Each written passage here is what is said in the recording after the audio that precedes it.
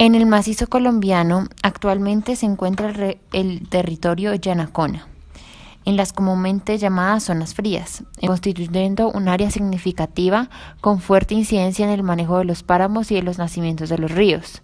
No es gratuito que ellos conozcan su manejo y que además reivindiquen ser sus guardianes y que allí los yanaconas hayan establecido sus poblados. Aun con los progresos que desde el Estado se hacen para reivindicar a comunidades como los indígenas, sus costumbres y sus territorios siguen siendo vulnerados en nombre de la modernidad. La vida de todos los seres humanos en el planeta Tierra por lo menos es inconcebible sin la existencia de los recursos naturales como el agua, la tierra, la flora y la fauna. Para el caso de las comunidades indígenas yanacona, además, esta relación se basa en la cosmovisión de lo sagrado.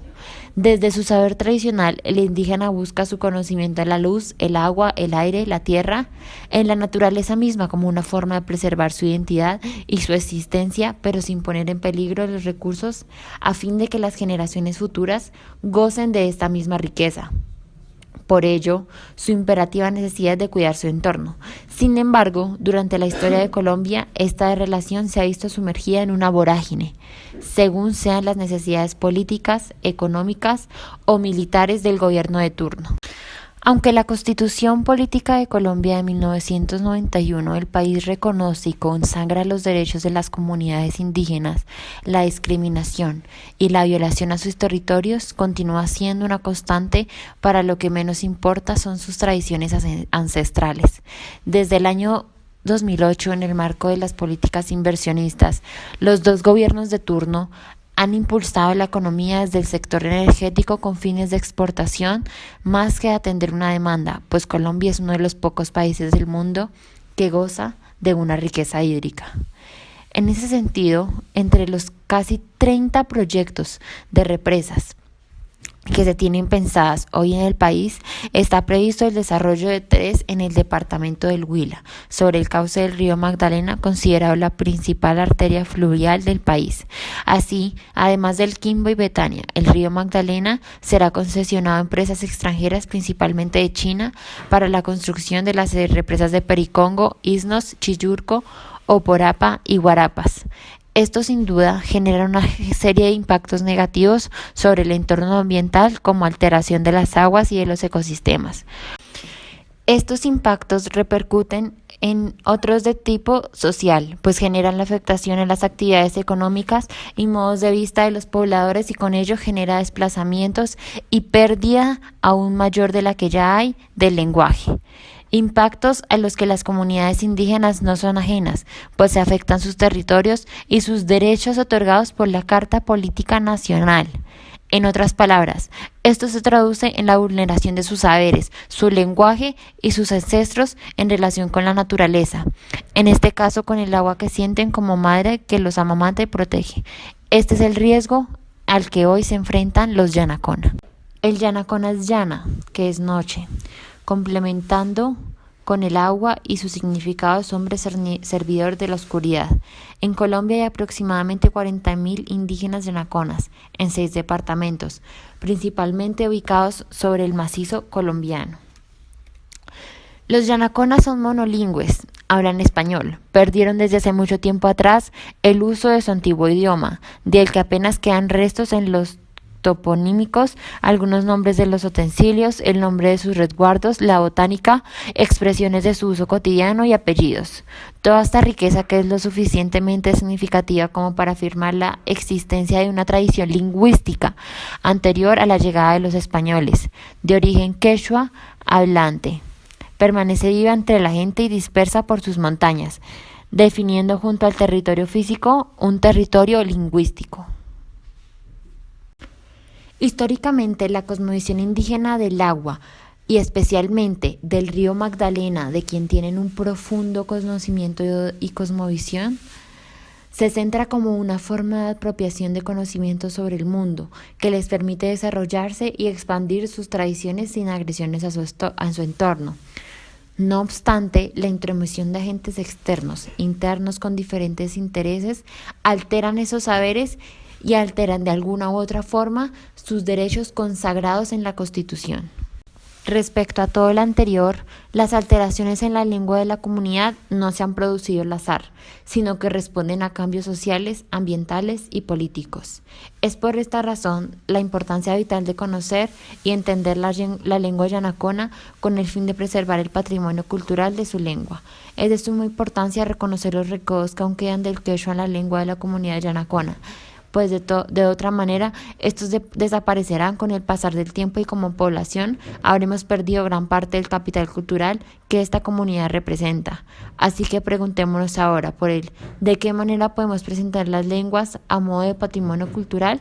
Pues bien, con el fin de evitar tal desaparición cultural, como lingüistas proponemos un estudio a fondo de la lingüística perceptiva y articulatoria de la lengua quechua de la comunidad yanacona. El quechua utiliza una serie de sonidos similares al español, pero en ocasiones las mismas letras o sílabas varían al momento de producirse y la diferencia se hace evidente. Una gran discrepancia se puede apreciar en el hecho de que el idioma solo posee 3 vocales, que son la A, I y la U, aunque también pueden aparecer sonidos similares a la E o la O cuando una vocal I o U respectivamente se aproximan a una Q, que en este caso se pronunciaría como una K articulada glotalmente. Además, otra diferencia es que dichas vocales no suenan exactamente como en español, pues son vocales más cerradas que podrían parecer más semejantes a las del inglés. Ahora bien, las consonantes de igual forma tienen una gran similitud a las consonantes del español. Sin embargo, hay casos como el mencionado anteriormente en los cuales no se pronuncian de igual forma. La Q, por ejemplo, siempre se pronuncia como una K. Asimismo, también existen diferentes variaciones, como apóstrofes después de consonantes, normalmente una Q o una T, que son eyectivas, es decir, despiden el aire bruscamente haciendo que se haga énfasis o un acento en la última letra. De igual modo, el quechua comparte pronunciaciones con otras lenguas distintas al español, como lo demuestran los fonemas PH, debido a que es pronunciado como F, cosa que no sucede en español, y por ejemplo sí en inglés. Igualmente, a pesar de que CH y SH sean pronunciadas como en español, el quechua maneja otro vocabulario con combinaciones como CHH, que es una CH aspirada, es decir, libera todo el aire. Teniendo en cuenta lo visto anteriormente, el aprendizaje del idioma no debería causar un problema, fonéticamente hablando, para un usuario del español, puesto que los fonemas y combinaciones de letras, a pesar de contadas excepciones, son cuanto menos similares. Las competencias lingüísticas se inician con la escucha del idioma, es decir, se debe oír la fonética de dicho sistema, luego comenzar a hablar. Ciertamente puede que al inicio se hable con alguna deficiencia y hasta articulaciones de fonemas no adecuados. Utilizamos el programa PRAT con el fin de observar y analizar las ondas sonoras producidas por las palabras del quechua y así ahondar en sus características. En el caso de la palabra yacu, agua, podemos observar que tiene 2 amplitudes distintas y podemos observar que es una onda periódica, es decir, que tiene una estructura que se repite.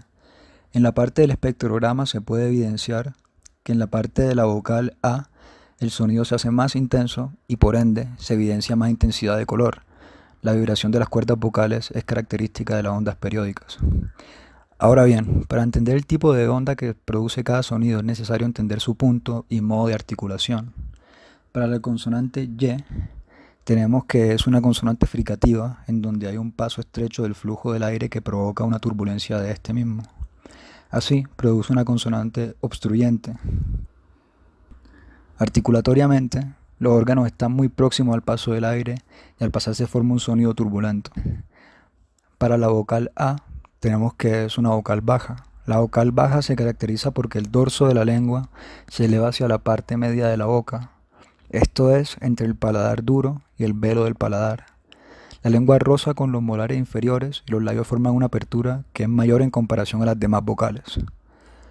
También en las cuerdas vocales se produce una vibración, muestra de esto la intensidad de color en el espectrograma. Para la consonante K, el aire fonador sale por la cavidad bucal y se produce el sonido articulatorio oral.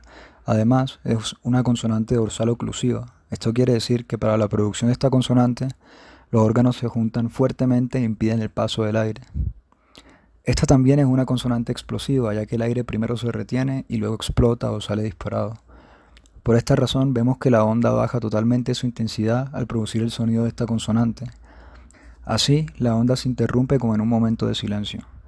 Y por último, para la vocal U, la lengua se eleva hacia el techo de la boca y deja una apertura estrecha en el paso del aire.